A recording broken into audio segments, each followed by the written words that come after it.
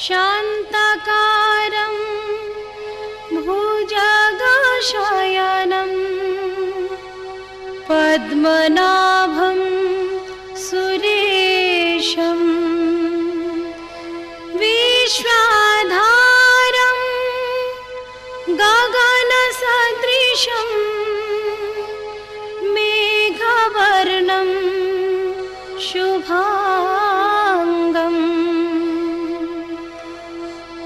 लक्ष्मीकान्तं कमलनयनं योगिभिर्ध्यानगम्यं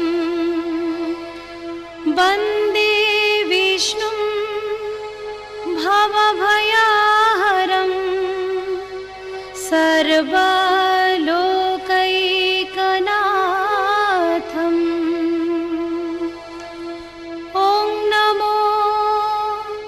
भगवते वासुदेवाय।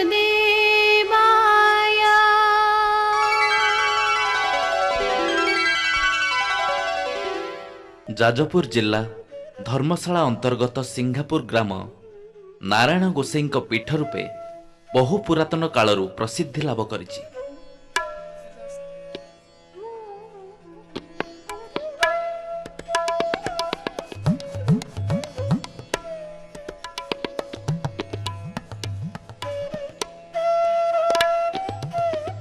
एही पवित्र पीठर सुबृहत पुष्करिणी रे जलशयन रे थिबा नारायण नारायण गोसाई नाम विख्यात।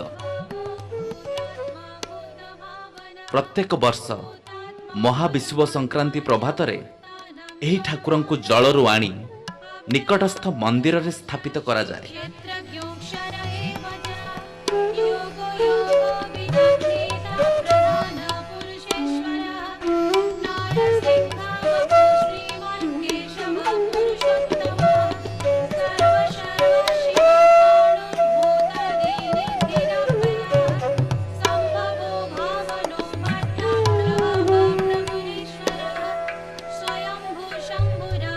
सिंगापुर यात्रा नाम प्रसिद्ध यह उत्सव रे लक्षाधिक भक्त नारायण को दर्शन लाभ करती।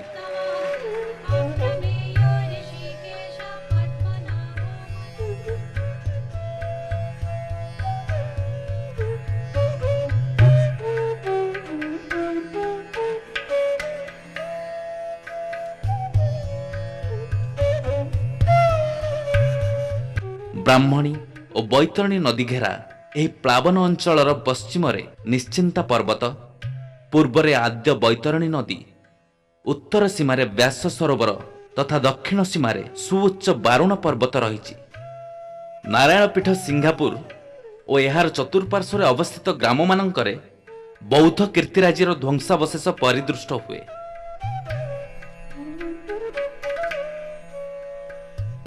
पुष्करिणीर मध्य भागरे थिबा बौद्ध स्तूप, पाबछरे थिबा देवादेवी मानकर भग्नावशेष, पाख ग्रामरे थिबा मनसा देवी आदि एही अंचल रे बुद्ध धर्मर सत्ता को प्रमाणित करे। ये जो मूर्ति आमे गोपी बाबूको जो इटा पकेवा भाटी करने माटी ताड़ुले से रिंग बंध कड़ू मूर्तिटे मिलला एवं खबर गला कॉलेज तापर कॉलेज जे स्नातक पिला थिले हमर ऑनर्स पिला से नहीं आसिली एवं मूर्ति की माटी तलू बाहर कर संपूर्ण भाव परिष्कार कलु एवं ए अवस्था मूर्ति नाला कादुआ मिसिक ब्रशिंग कला गला गोटे ब्रश किणिकी सोप नहीं कि ब्रश करके मूर्ति की अवस्था को आणलु। आम जिते बौद्ध धर्म हिंदू धर्म सहित मिसीगला से अग्निपुराण अनुसार बुद्धंकर मूर्ति निर्मित है एवं बौद्ध एवं जैन मानकर आगम शास्त्र जो तार नीति अनुसार हिंदू देवादेवी मानकर मूर्ति निर्मित है। बौद्ध धर्म संपर्क जिते बौद्ध धर्म कौ धर्म आमर नाला प्रतिमा पूजा करवा कौ धर्म नाला बौद्ध धर्म नाला जिते बौद्ध धर्म दी भाग हो गला महादान हीनदान दुईटी थे ये गोटे वज्रदान बाहर कर तंत्र पूजा करेले ये जो रत्नगिरी ललितगिरी खंड ललितगिरी कायमागिरी नेउड़गिरी लंगड़गिरी जिते मिसिकी अच्छी अद्रिमंडल तो कहुच्छी से केवल बौद्ध मान जिते कीर्ति करार कथा तैयारी कर बौद्ध यूनिवर्सिटी करदे ଯେଉଁଟା କୁହାହେଉଛି ପୁଷ୍ପଗିରି ବିଶ୍ୱବିଦ୍ୟାଳୟ ଏବେ ବାହାରୁଛି ସେଇଟା ସେ ବୌଦ୍ଧ ଏ ଅଞ୍ଚଳରେ ଖୁବ୍ ପ୍ରଭାବ ଥିଲା।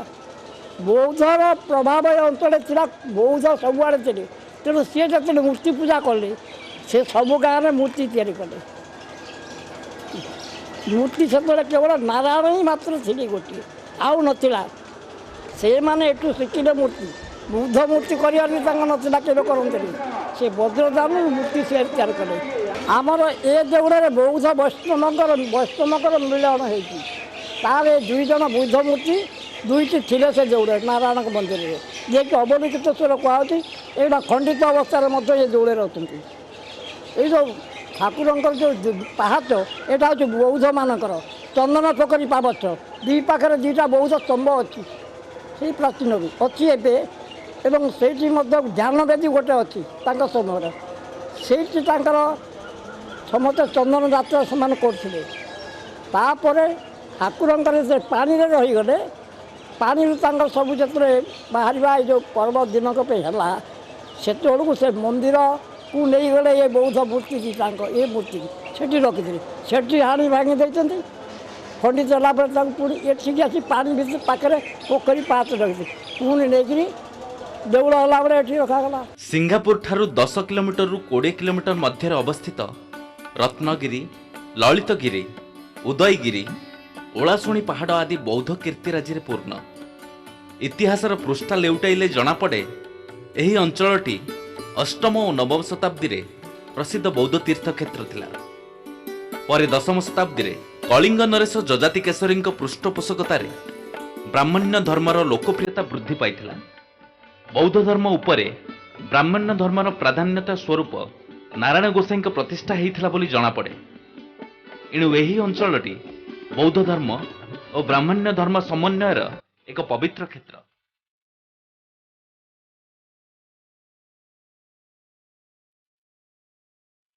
ଏହି ପ୍ରାଚୀନ ମଧୁମଣ୍ଡଳ ଏକ ଗଡ଼ଜାତ ରୂପେ ପ୍ରସିଦ୍ଧି ଲାଭ କରିଥିଲା।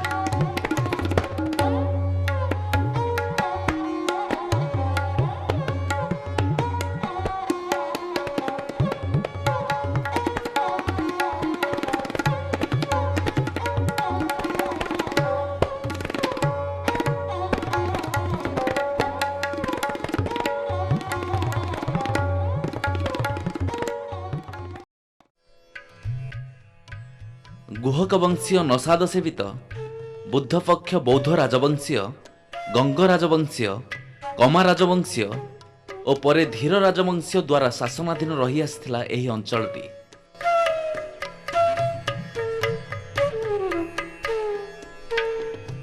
ବହୁ ଉତ୍ଥାନ ପତନ ମଧ୍ୟରେ ସୀମିତ ପରିସର ଶେଷରେ ଜମିଦାରୀ ରୂପେ ସରକାରଙ୍କଠାରେ ନ୍ୟସ୍ତ ହୋଇଯାଇଛି। ଜୀବନ୍ତ ରହିଛି କେବଳ ଏହି ପ୍ରାଚୀନ କୀର୍ତ୍ତିର ନିଦର୍ଶନ ମଧୁତୀର୍ଥ ନାରାୟଣ କ୍ଷେତ୍ର, ରହିଛି କୃଷ୍ଣ ଦୀପାୟନ କଳାପାଟ ବ୍ୟାସ ସରୋବର, ଆଉ ଅଛି ମଧୁମଣ୍ଡଳର କଂସା ପାଟ ଓ କୁମାରୀ ପଦ୍ମପାଟ, ଆଉ ରହିଛି ପାଣ୍ଡବଙ୍କ ଅଜ୍ଞାତ ବନବାସ କ୍ଷେତ୍ର ନିଶ୍ଚିନ୍ତା ବାରୁଣା ପର୍ବତଦ୍ୱୟ, ରହିଛି ଅଷ୍ଟଶମ୍ଭୁ ନବଦୁର୍ଗା ପୂଜିତ ଚତୁଃପାର୍ଶ୍ୱ ଗ୍ରାମ ଦେବାଦେବୀ ପୀଠ, ଯାହାର ପାରମ୍ପରିକ ପୂଜା ଆଜି ବି ପ୍ରଚଳିତ।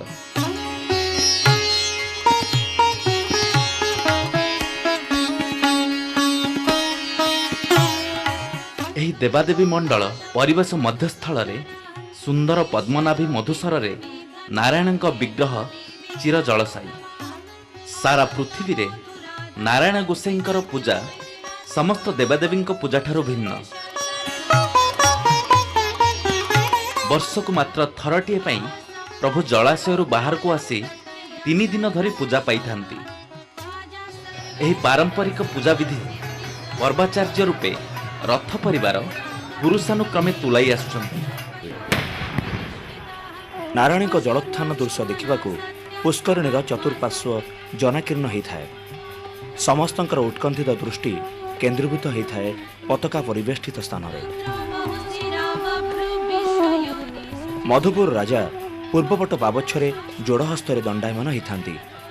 ବ୍ରାହ୍ମଣ ପୂଜକମାନେ ଜଳରେ ବୁଡ଼ି ଠାକୁରଙ୍କୁ ଠାବ କରନ୍ତି। ସମବେତ ଜନତାଙ୍କର ହରିବୋଲ ହୁଳହୁଳି ଓ ଶାସ୍ତ୍ରଜ୍ଞ ବ୍ରାହ୍ମଣଙ୍କର ବେଦଧ୍ୱନିରେ ମୁଖରିତ ହୋଇଉଠେ ପୀଠସ୍ଥଳୀ। ହଜାର ହଜାର ଭକ୍ତଙ୍କ ଆକୁଳ ପ୍ରାର୍ଥନାରେ ନାରାୟଣଙ୍କ ନିଦ୍ରା ଭଙ୍ଗ ହୁଏ।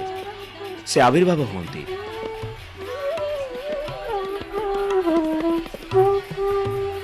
ବ୍ରାହ୍ମଣମାନେ ଆଲଟ ଚାମର ପକାଇ ବିଗ୍ରହଙ୍କୁ ଦଉଡ଼ିରେ ବାନ୍ଧି ଦୋହଲାଇ ଦୋହଲାଇ ପୂର୍ବ ପାବଚ୍ଛ ନିକଟକୁ ଆଣନ୍ତି।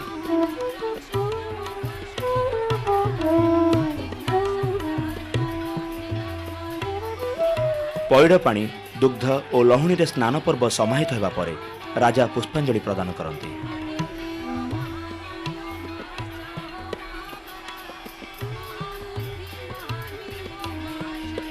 ପୁନର୍ବାର ନାରାୟଣଙ୍କୁ ଜଳ ମଧ୍ୟକୁ ନେଇ ପୁଷ୍କରିଣୀ ମଧ୍ୟରେ ଉତ୍ତର ପାବଚ୍ଛ ନିକଟକୁ ଯାତ୍ରା ଆରମ୍ଭ ହୁଏ। ଏହି ଦୁର୍ଲଭ ଜଳଯାତ୍ରା ଭକ୍ତମାନଙ୍କ ମନରେ ଭାବାବେଗ ସୃଷ୍ଟି କରେ।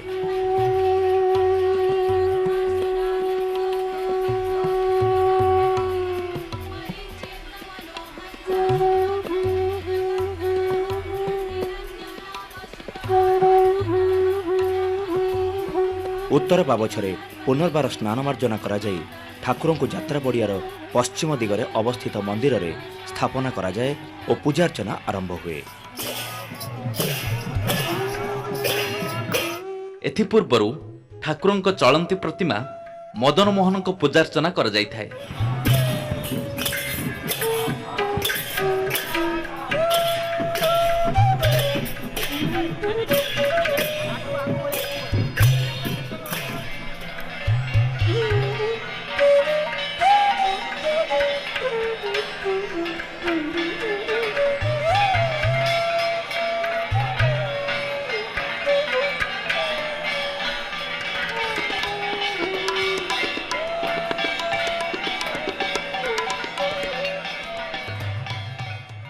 କଳା ପାହାଡ଼ ଆସିକି ସବୁ ଭଙ୍ଗାରୁଜା କଲା। ତ ସେ ଟାଇମ୍ରେ ଯେଉଁ ରାଜା ଥିଲେ ସେ ଦେଖିଲେ ଯେ ଚାରିଆଡ଼େ ତ ଭଙ୍ଗାରୁଜା କରିଦେଉଛି, ତେଣୁ ନାରାୟଣକୁ ଆମେ ପୋଖରୀରେ ନୁଚେଇ ଦେବା।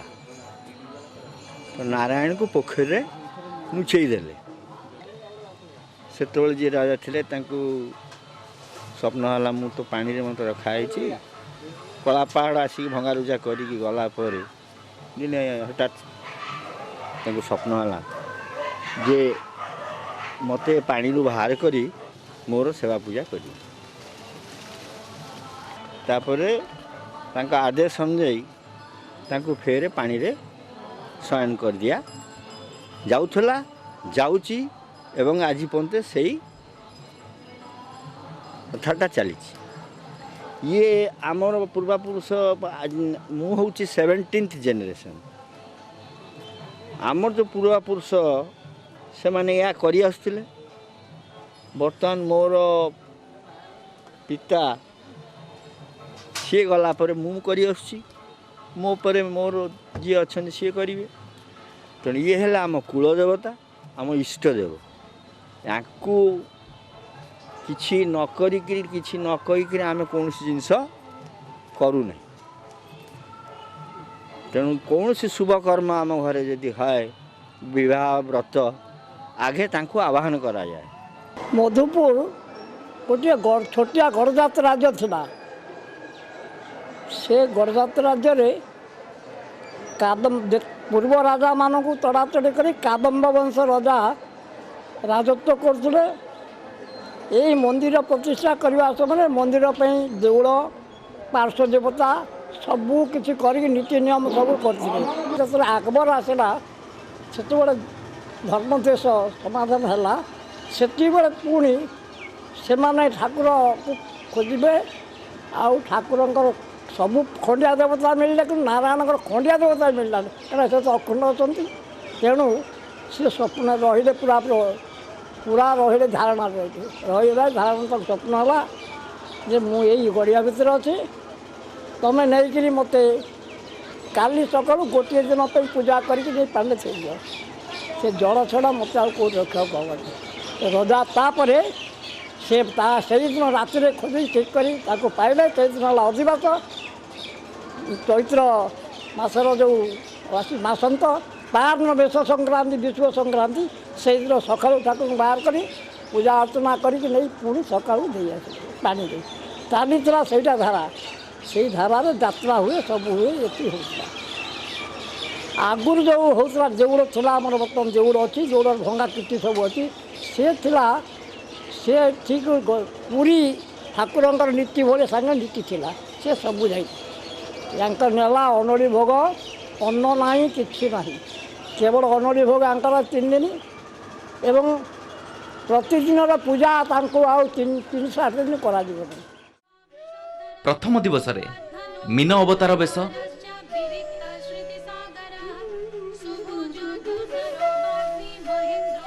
କଚ୍ଛପ ବେଶ,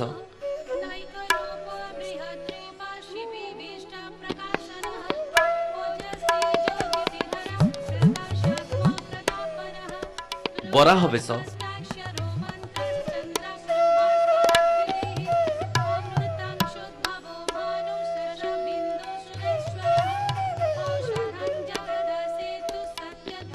ସୂର୍ଯ୍ୟ ନାରାୟଣ ବେଶ,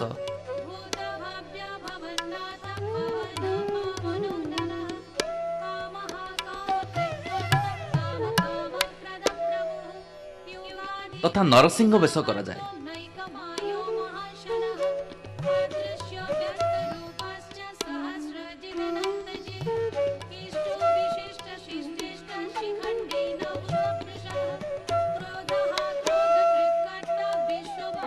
ଏଥିସହିତ ବିଶ୍ୱଶାନ୍ତି, ବିଷ୍ଣୁ ଯଜ୍ଞାରମ୍ଭ ଓ ବ୍ରାହ୍ମଣ ପିଲାଙ୍କର ବ୍ରତୋପୟନ ସମ୍ପାଦନ ହୋଇଥାଏ।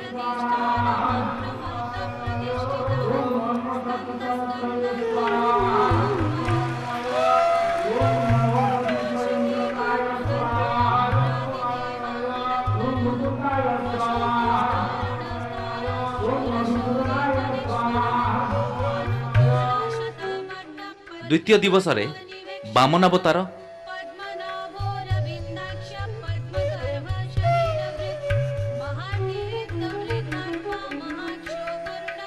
ପରଶୁରାମ,